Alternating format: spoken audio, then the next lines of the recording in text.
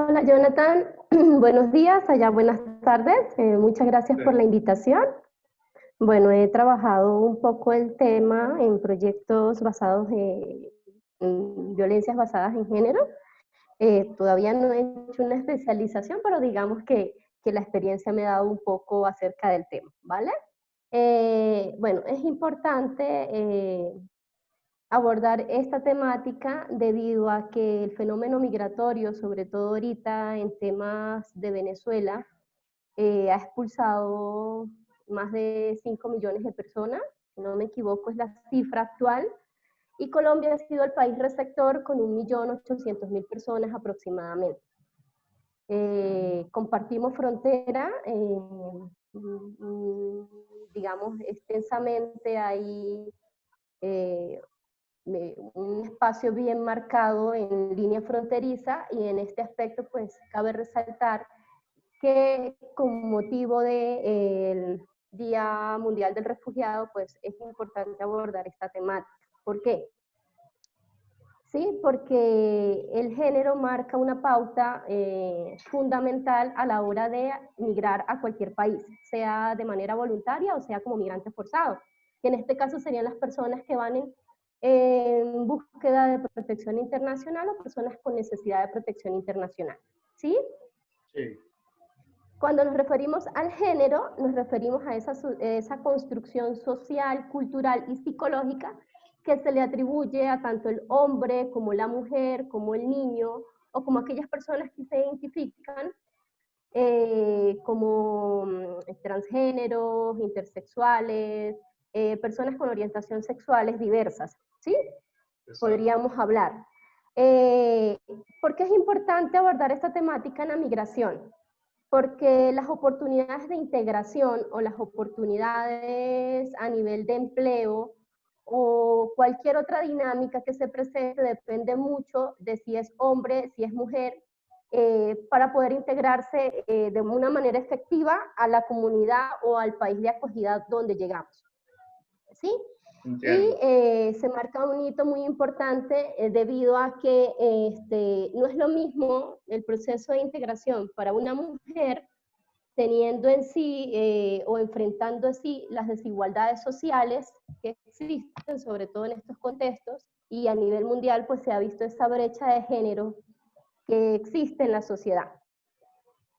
Vale acotar que una vez voy a resaltar un poco el tema de la mujer, de las niñas, precisamente porque son sujetos de protección internacional o son personas que de una u otra manera, por su grado de vulnerabilidad ante la sociedad, por esas desigualdades o esa violación de derechos humanos que tienen que enfrentarse día a día, hace que sea importante o imprescindible poder tocar ese tema.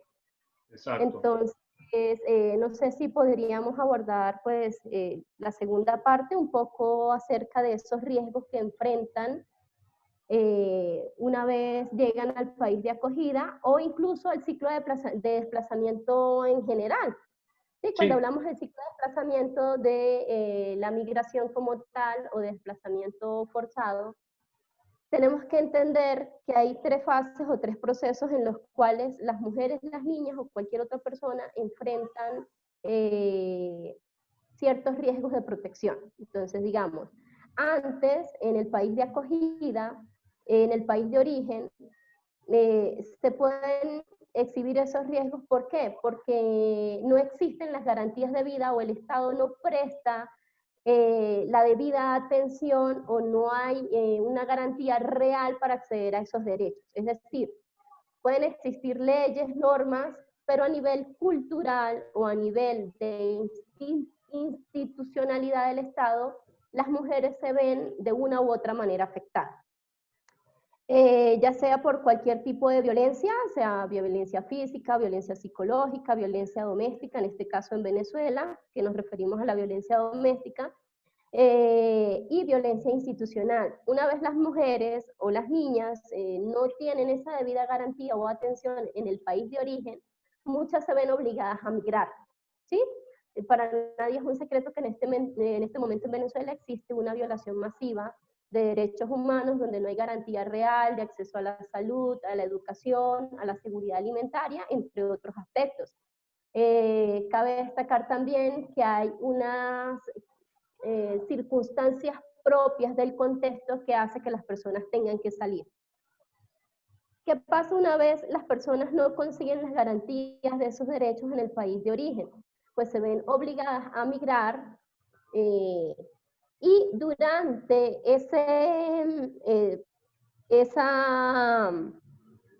digamos, ese traslado o esa circunstancia que la lleva a salir del país, también se pueden enfrentar a otros fenómenos que las hace vulnerables. Podemos entender que en Venezuela hay ahorita un contexto pues bastante particular, las fronteras están cerradas, pero existen muchas trochas para que las personas, digamos, salgan del país de una manera, pues digamos, entrando en lo que todo implica, en lo que implica caer en redes de extorsión, porque tienen que pagar Trata para de poder... personas, trata de blancas. Trata de personas, pueden ser reclutados a nivel de grupos armados, porque para nadie es un secreto que a nivel de las fronteras también hacen vida grupos armados al margen de la ley, entre otros factores que pueden exponer en riesgo, exponer ese riesgo latente que existe de violencia física y sobre todo de violencia sexual. ¿Sí?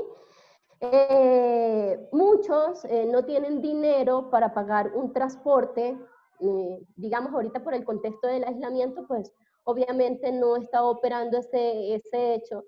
Sin embargo, otros optan por entrar caminando, es decir, hacen su trecho desde la frontera hasta la ciudad de acogida, donde finalmente llegan a su destino, para que ahí puedan hacer su vida como tal. Pero durante todo ese trayecto también están expuestas a un, digamos, a un cúmulo de situaciones que pueden exponer su vida y su integridad personal. Una vez las personas están ya en la ciudad de acogida o en el país de acogida, digamos, también se enfrentan a unas dinámicas específicas en las cuales...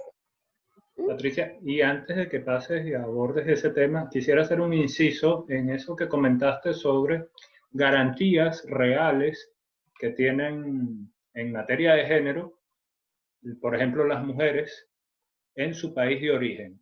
En Venezuela existe una ley de violencia contra la mujer. Ley orgánica sobre la violencia laboral.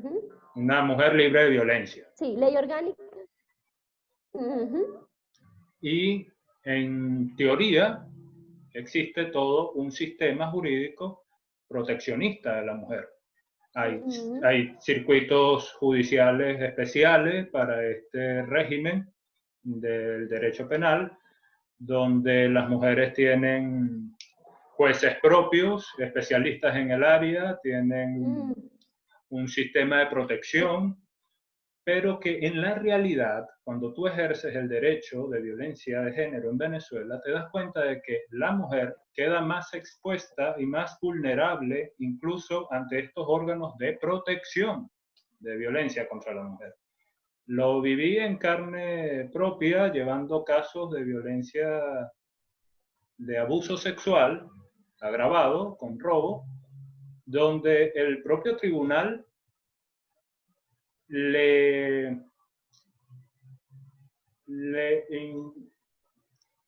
coloca a la mujer en situación de exposición extrema ante su agresor, no hay la debida protección. Muchas veces antes de que se llegue finalmente, a Dios gracias, a un proceso judicial con el agresor detenido, muchas veces las víctimas se tienen que encontrar a su agresor en la calle y cuando acuden al policía, el policía está ocupado en otros temas y no le da la debida atención a estos problemas de violencia de género contra la mujer. Y si bien es cierto, hay todo un sistema jurídico elaborado para atenderlo, cuando estás en la realidad te das cuenta que no existe tal protección y que los jueces no se abocan. Igual las fiscalías especiales de violencia contra la mujer tampoco actúan de manera coherente. Notas mucha complicidad o amiguismo entre fiscales y abogados defensores del agresor. Eso me llama mucho la atención, que delante de unas víctimas, ellas tengan que soportar eso dentro del sistema que supuestamente las va a proteger. Y que cuando llegan a un país de acogida, uno de los requisitos para optar a protección internacional en materia de violencia de género es que existe una sentencia firme. Pero muchas veces la víctima se cansa y se puede decir, tira la toalla en cuanto a esto, porque se cansa de ser humillada por el propio sistema judicial, se cansa de ser humillada por las instituciones a las que ella denuncia a su agresor, que se lo acaba de encontrar frente a frente, y le dicen, estoy cuidando una cola de alimentos en un supermercado, no puedo atender tu caso de violencia de género. Eso es inaudito. Entonces, ya que tú comentas que deben existir garantías reales en el país de origen, y donde no existen, pero en el marco legal aparentemente existen ante los ojos del mundo, este país cumple, en este caso Venezuela, cumple con estos parámetros de protección a la mujer. Las solicitantes de protección internacional en esta materia quedan en tela de juicio a la hora de hacer su solicitud de protección internacional. ¿Qué nos puedes comentar sobre esto en tu experiencia? Bueno, hacia casos específicos, lo que tú dices es totalmente real, ¿no? Y hay que hacer énfasis en situaciones particulares para que la gente entienda un poco. Como tú lo dices, en Venezuela, aparentemente la temática en materia de violencia hacia la mujer específicamente, pues había avanzado mucho, supuestamente, entre comillas, pues porque se creó un ministerio, están las fiscalías especializadas, está todo un aparataje jurídico que hace que específicamente se aborde ese tema. Pero como tú dices, en la práctica hay revictimización, empezando por la misma institucionalidad, por el mismo Estado. Las personas o los funcionarios que hacen vida en esas instituciones del Estado son los primeros que llevan a la mujer a desistir de hacer una denuncia o simplemente no le dan el tratamiento debido a esa denuncia. Otro de los casos que también se podrían presentar o que se presentan es normalización de la violencia, tanto en las esferas comunitarias, en el ámbito familiar, como en el ámbito institucional. Cuando una mujer va a hacer su debida denuncia, muchas veces los policías terminan o riéndose o no le prestan atención, o indistintamente haciendo situaciones o cometiendo o omitiendo, es la cosa, cosas que son realmente importantes. Sí, otra de las cosas que estamos o que se está presentando acá es normalización de la violencia en caso de menores. En Venezuela no hay realmente,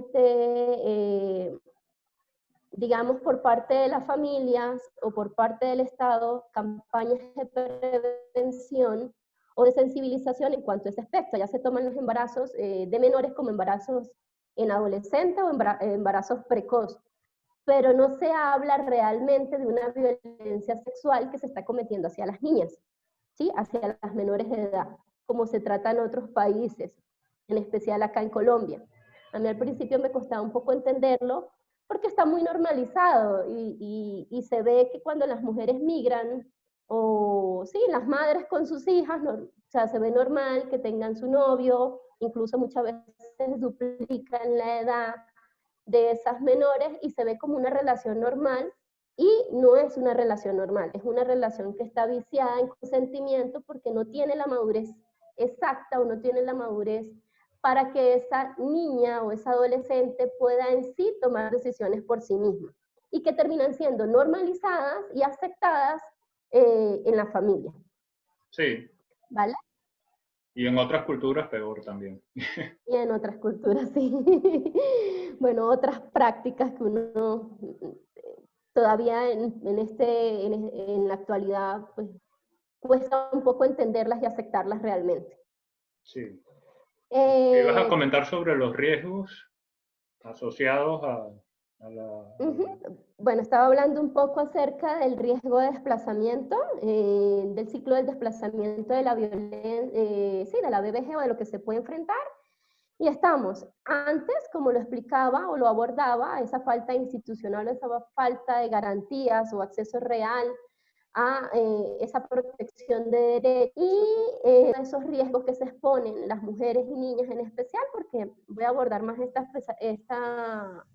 este tema durante ese trayecto, donde se enfrentan a grupos armados, grupos al margen de la ley, donde se enfrentan a personas que de una u otra manera las pueden ver vulnerables y se pueden aprovechar de eso, entre otros aspectos, y una vez ya se instalan en el país de acogida, digamos, en la ciudad de acogida, pues todos esos riesgos que se enfrentan por salir, ¿no? Al salir, al enfrentarse a los estigmas sociales, que muchos dicen las mujeres, en este caso acá, las mujeres venezolanas vienen a prostituirse o vienen a quitarle el trabajo a otras mujeres, o simplemente el ofrecerle actos sexuales a cambio de trabajo, que a la larga termina siendo violencia sexual, ¿no? Entre otras cosas a las que las mujeres se tienen que enfrentar, como por ejemplo, muchas vienen engañadas o por un trabajo o simplemente por alguien que se hace pasar por amigos en redes sociales y al llegar acá pues ya tienen otra intención. Asimismo, como el tema de trabajar largas jornadas y recibir una remuneración muy baja. ¿Sí? Entonces, ahí podemos hablar también el riesgo de explotación laboral o sexual, siendo víctimas de trata cuando llegan al país de acogida. Y ahorita cabe resaltar un poco el tema de la medida de aislamiento, de la pandemia. ¿Por qué? Porque esto seguramente va a generar unas circunstancias muy propicias para que estas redes empiecen a buscar la manera también de poder seguir captando mujeres, traerlas a través de engaños, de ofertas de trabajo u otras cosas que hacen que sean vulnerables ante este contexto actual. Exacto. Entonces, por ejemplo, sabemos que en Colombia Colombia ratificó el protocolo de Palermo y consecuencialmente decretó la ley 985 del 2005 de otra manera. Sin embargo, pues cuando vemos en la práctica casos de violencia hacia la mujer o violencia basada en género, se da cuenta que existe una institucionalidad muy débil también en ese aspecto para atender ese tipo de casos. Okay. ¿Sí? Entonces, no sé si tienes alguna pregunta. Sí, en cuanto a los países receptores, hay diversas políticas públicas destinadas, dependiendo del país que sirva como receptor, en materia de género. Pero en líneas generales, estuve leyendo unos acuerdos, unos documentos del ACNUR sobre lo que es violencia de género y refugio enfocado en género. La carga de la prueba la tiene totalmente la persona, la mujer. Tiene que probar, por ejemplo, si está obligada a casarse con alguien que no quiere, tiene que probar que eso existe, que esa exigencia de su familiar, de su padre, a matrimonio forzado, ella lo tiene que probar. ¿Cómo pruebas tú? ¿Qué documento te dice que tu papá te está obligando a casar? O que tu papá tiene un matrimonio acordado. No hay un documento que una mujer pueda traer a un país a pedir protección internacional donde ella pruebe que eso le está ocurriendo. Me he encontrado con que hay mujeres con laceraciones que piden protección internacional y les toca a ellas prácticamente probar que esas laceraciones se las ha hecho, se les ha provocado dentro del contexto de violencia de género. Entiendo que tiene que probarse, pero ya el hecho de tener queloides enormes en el cuerpo y que sea mujer, te dice que yo no creo que ella se las autoinflinja, se las autoprovoque. Esto con casos de Senegal, casos de Argelia, casos de... También iba a acotar la normalización de la explotación sexual como trabajo en países europeos y en países de recepción en general. Y muchas veces las mujeres como que no ven otra opción y normalizan que ese es el trabajo al que van a poder acceder una vez que emigran y una vez que están en un país de acogida. Aquí en España, por ejemplo, hay noticias que descubren redes de tratas de blancas, redes de prostitución a diario prácticamente, casas de citas, donde son coordinadas por propias mujeres. Uno se imagina que es un hombre el que las está trayendo para ese negocio, pero cuando descubren la maraña de esta trama, la cabecilla de la mafia es una mujer. Entonces ahí es donde uno tampoco se cae en incoherencia, no se explica cómo a tu propio género le puedes estar haciendo daño. Y ahorita vamos a abordar otros géneros también, que hay países como Honduras, por ejemplo, donde tienen los índices de asesinato de personas homosexuales, hombres, es abismal. Y eso ha generado que muchas personas pidan protección internacional por este motivo en España. Está normalizada la homosexualidad entre mujeres, pero entre hombres en países como Honduras es algo que no es aceptado y es uno de los mayores motivos de asesinatos de este género en ese país. Que hablabas acerca de la carga de la prueba, ¿sí? Exacto. Y algunos estudiosos de la materia pues dicen específicamente que la carga de la prueba en sí debería estar de parte de las dos personas, de las partes, ¿cómo es? En las dos partes es la cosa. Es decir, tanto la persona que hace la solicitud de la condición de refugio como el Estado que tiene el deber de investigar el contexto y de entender un poco cuáles son esas dinámicas que llevan a que ese tipo de situaciones se presenten para que la persona tenga que salir de su país de origen. Pero si vamos a la práctica nos damos cuenta que en la mayoría de los estados caen en el error de que sea la persona la que tenga que probar cuáles fueron esas circunstancias que los hicieron salir de ese país. Entonces ahí vemos muchas fallas y falencias y vemos cómo sobrevivientes, sobre todo de violencia sexual, simplemente no pueden optar al reconocimiento de la condición de refugio. ¿Por qué? Porque el Estado no valoró o no le dio al testimonio de la persona el peso que realmente tenía. Y muchas veces no tienen la asesoría especializada en su entrevista, ni la traducción. En algunos casos es la correcta, porque puede venir una persona que habla árabe, pero hay muchos dialectos árabes por regiones, por etnias, que no todos los traductores dominan en su totalidad.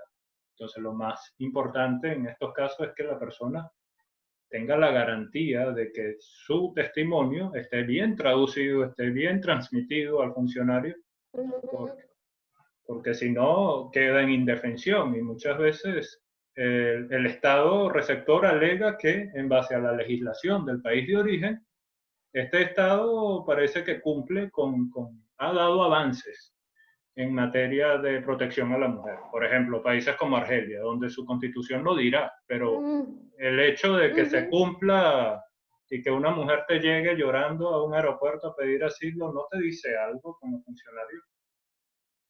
Son este tipo de cosas, las que a veces, Sí, aparte del país receptor y sus debilidades institucionales, también hay un marco legal en esta materia que tiene algunas debilidades.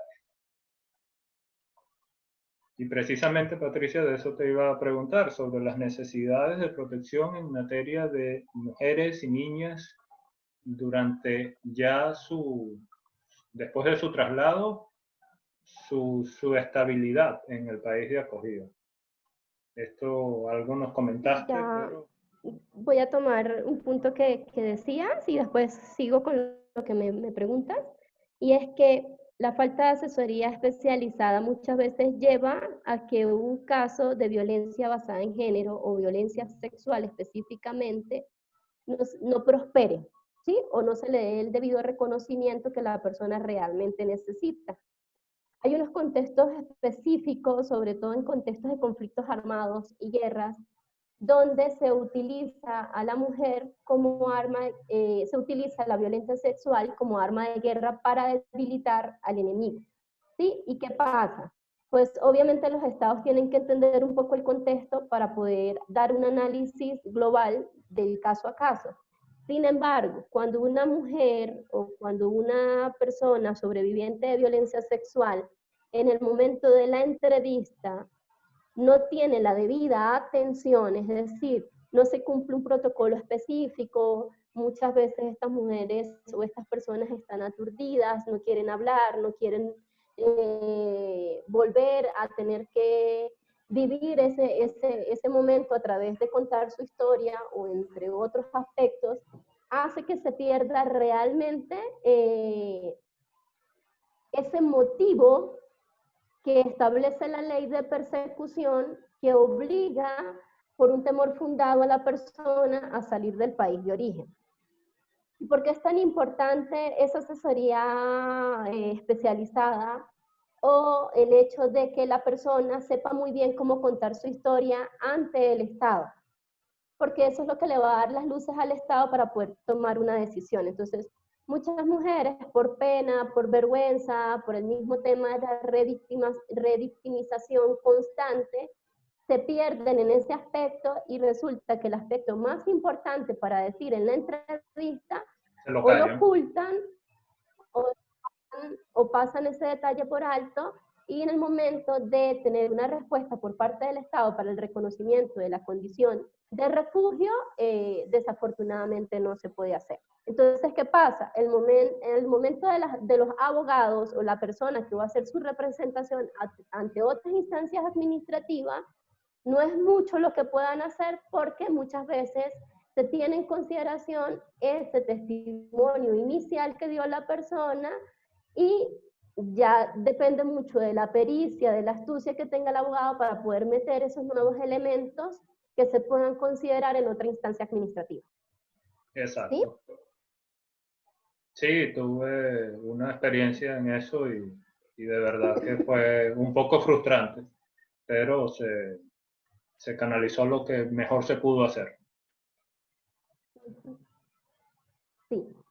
Bueno, entonces, esos riesgos de protección asociados al tema del desplazamiento de mujeres y niñas, pues como lo había dicho anteriormente, riesgos de BBG, ¿sí? Riesgos de explotación o trata para fines laborales, sexuales, entre otros tipos, y entender un poco que pueden llevar a la instrumentalización de la mujer, ¿sí?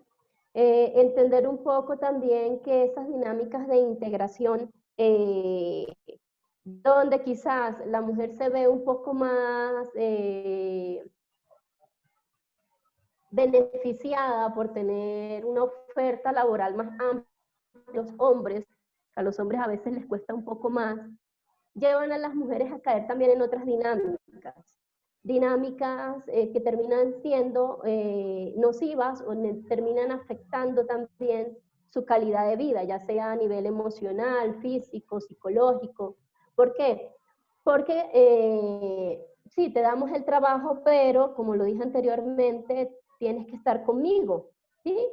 O simplemente por ser venezolana ya tienes aquí el estigma de que eres prostituta, o otras dinámicas que pueden llevar a trabajar largas jornadas de trabajo y aparte de llegar a trabajar, de laborar 14, 15 horas diarias o hasta más incluso por el tema de tener para cubrir sus necesidades básicas, tener que llegar a la casa también muchas veces a atender hijos, si tiene hijos, a atender el esposo, o incluso todo lo que implica también tener que asumirlo.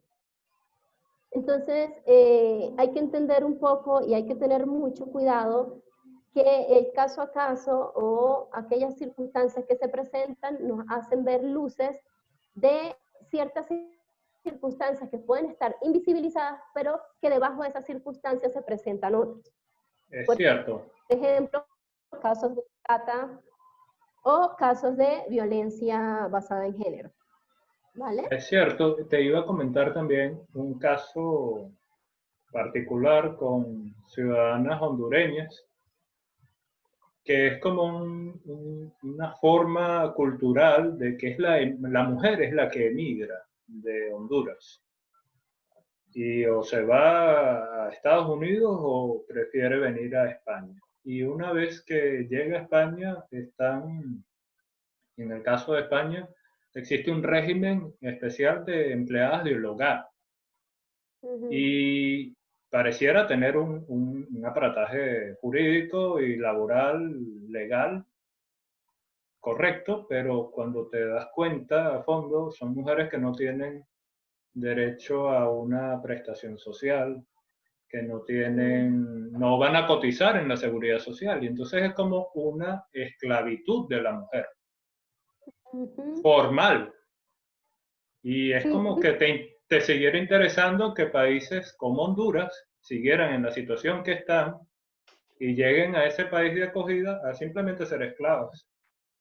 Y cuando te vas más atrás, se viene siempre la mujer primero de Honduras. La mayoría de los casos que he conocido acá en España son madres que dejaron a sus hijos con el padre en Honduras y ellas son las que se vienen porque tienen más posibilidades de trabajo porque existe este régimen especial. Suena bonito, régimen especial de las empleadas del hogar, pero cuando tú vas a fondo no tienen cotización en seguridad social, trabajan por 15 años y no tienen derecho más que al año anterior que trabajaron, más nada. Trabajaron de internas, o sea, si la persona mayor tenía que pararse de madrugada a ir al baño, ellas tienen que dormir con la persona mayor en su propia cama prácticamente. Y es la oferta laboral que más tienen y son las que más migran, pero es una esclavitud, es una esclavitud. Yo lo veo así y no percibo Totalmente.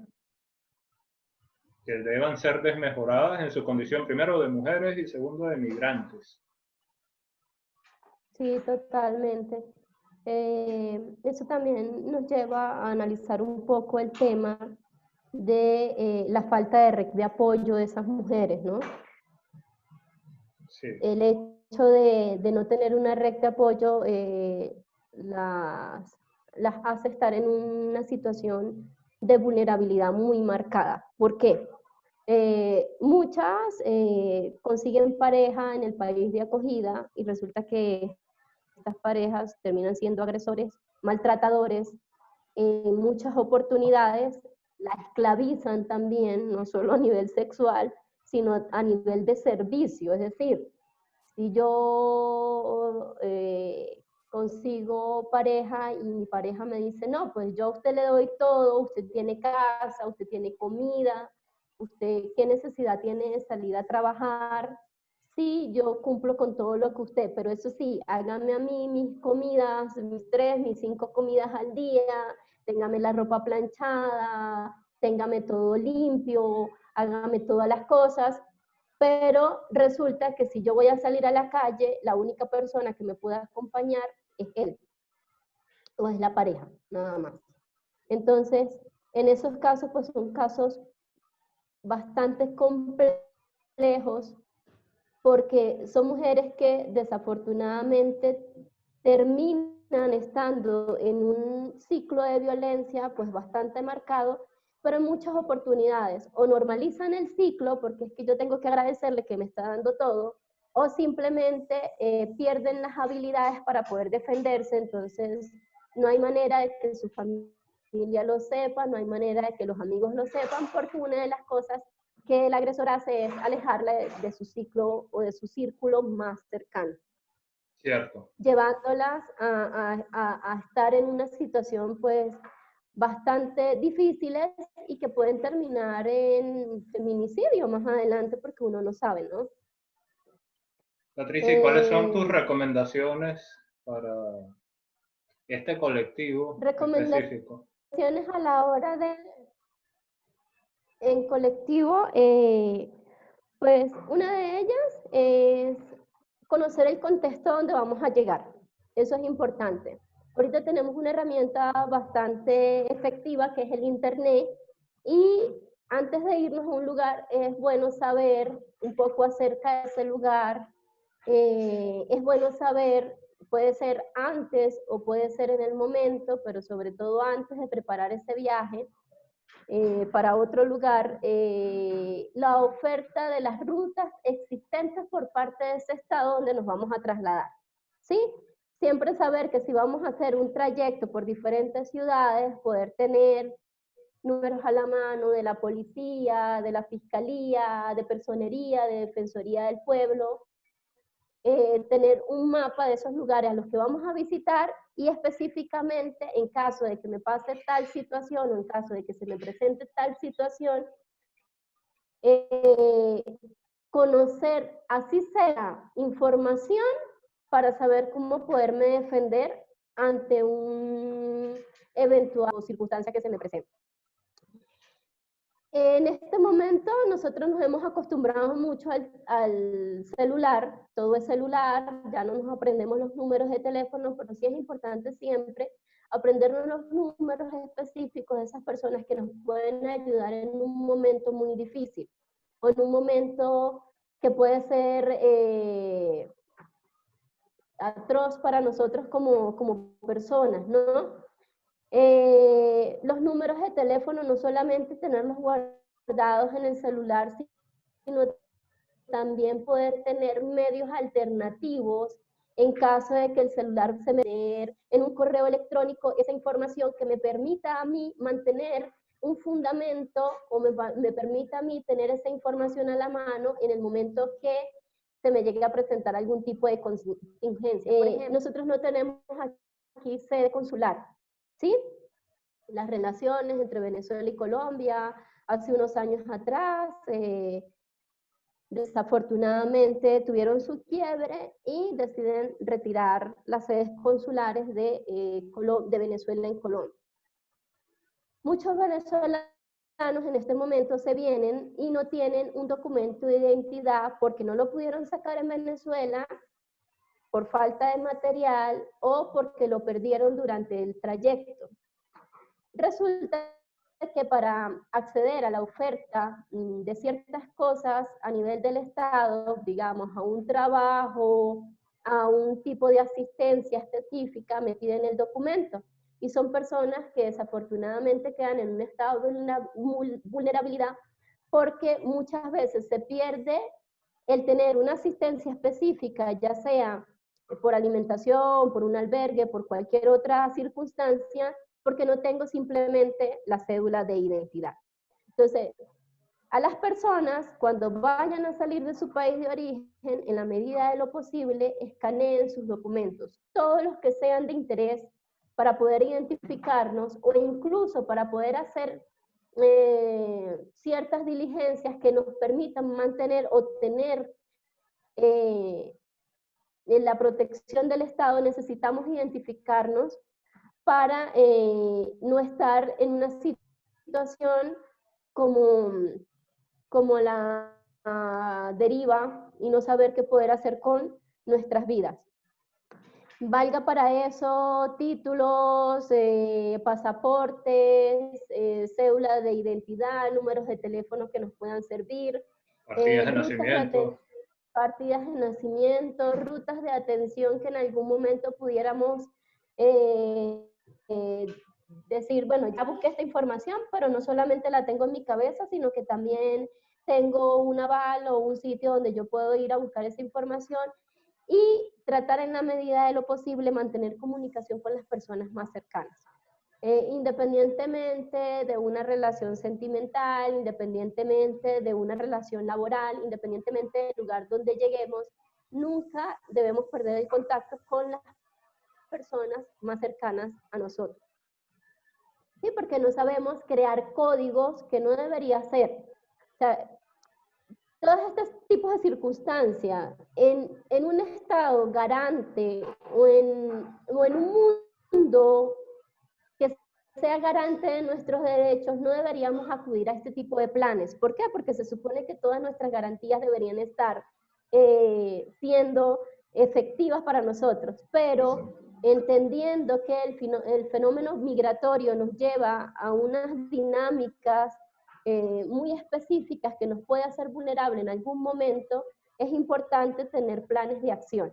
¿Sí? Cuando hablo de crear códigos, a las personas más cercanas, mire, gato, perro, cualquier otra cosa que implique que para nosotras sea una comunicación específica en cuanto a un aspecto que nos pueda estar sucediendo.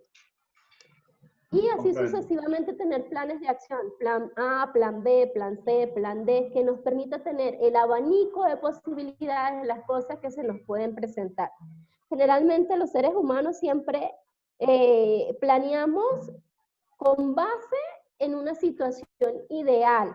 Y muchas veces por planear con base en una situación ideal, nos desencajamos un poco de la realidad y terminamos perdiendo el control de nuestras vidas, y desafortunadamente cuando perdemos el control de nuestras vidas, somos vulnerables a que otras personas puedan tomar ese control por nosotros. Entonces es importante que siempre estemos preparados para cualquier circunstancia que se nos pueda presentar en el camino.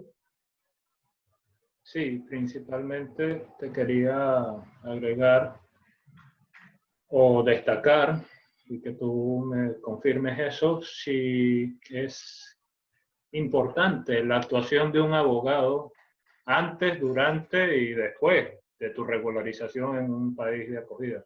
Antes de salir, durante el procedimiento y ya una vez que tú logras regularizarte como inmigrante en algún país.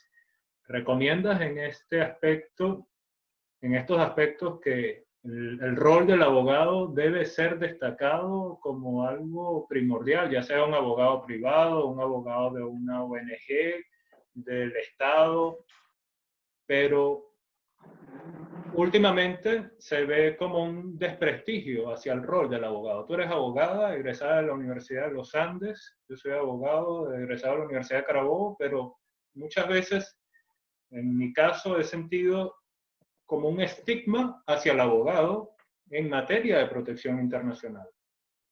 No importa si eres abogado de una ONG, de un abogado de oficio o abogado público o un abogado privado, pero siempre debes priorizar que esto debe ser una prioridad para el solicitante de protección internacional. Contar con un abogado.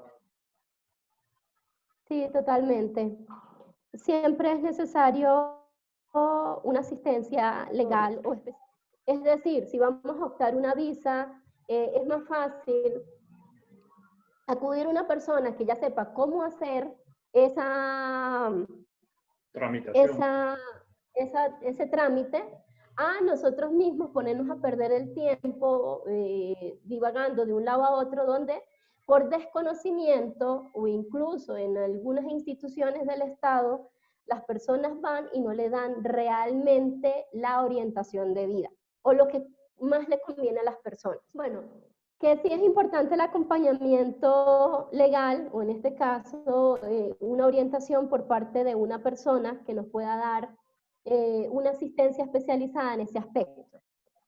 La protección internacional requiere de una u otra manera poder encuadrar las circunstancias en un concepto específico. Estamos hablando de la Convención de Ginebra de 1951 con su protocolo de 1967, aún con aquella legislación vigente en cada estado, ¿sí? Sí. Teniendo en consideración eso, muchas personas, de hacer la solicitud de protección internacional, no saben cómo presentar esa solicitud, ¿sí? Sí, cada caso es una huella dactilar. Cada persona no tiene el mismo caso que otro. Sí, cada caso es específico. Sí, totalmente. Bueno, Patricia, te quería dar las gracias por este bosquejo que nos has planteado sobre el tema de migración, refugio y género en aras de la celebración del Día del Refugiado, el próximo 20 de junio.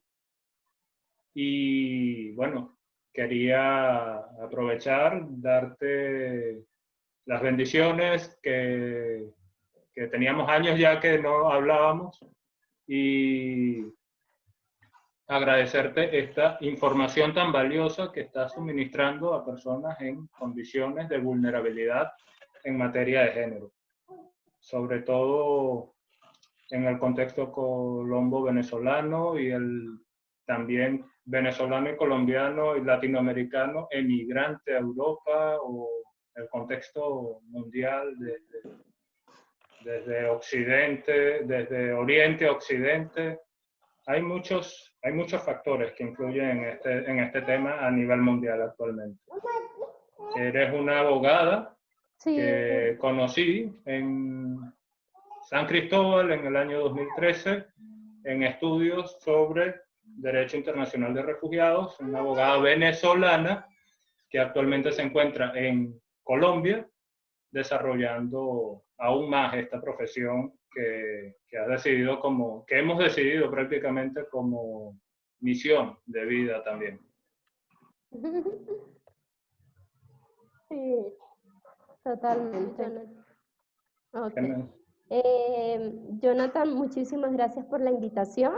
Hoy pues abordamos un poco de una manera muy general el tema de género, haciendo más que todo un espacio reflexivo, ¿sí? De lo que implica. Sin embargo, pues haciendo énfasis al tema de mujeres y niñas como sujetos específicos de protección en cuanto a este aspecto. Quizás tendremos otro espacio para abordar otras temáticas, porque a nivel de género es un tema bastante amplio que abarca unas características específicas en cuanto a hombres, quizás ampliar un poco más en la información de mujeres, de niñas, niños, personas con orientaciones sexuales diversas, entre otros ámbitos, que serían importantes también destacar en otra oportunidad. Vale. Agradecerte muchísimo el espacio. Sí, ya en otras oportunidades hemos tenido pues, esos espacios de compartir y realmente pues la idea es seguir ampliando esos conocimientos y seguir trabajando para las personas. ¿Sí? Bueno, Vale. Jonathan, que estés muy bien, que tengas un gran día acá, que todavía es de mañana y por allá pues una feliz tarde. Igualmente, Patricia, un abrazo, cuídate mucho y estamos en contacto, seguiremos hablando, Vale, seguro que sí. Bien. Bendiciones. Vale. Vale, vale, vale, chao. Chao.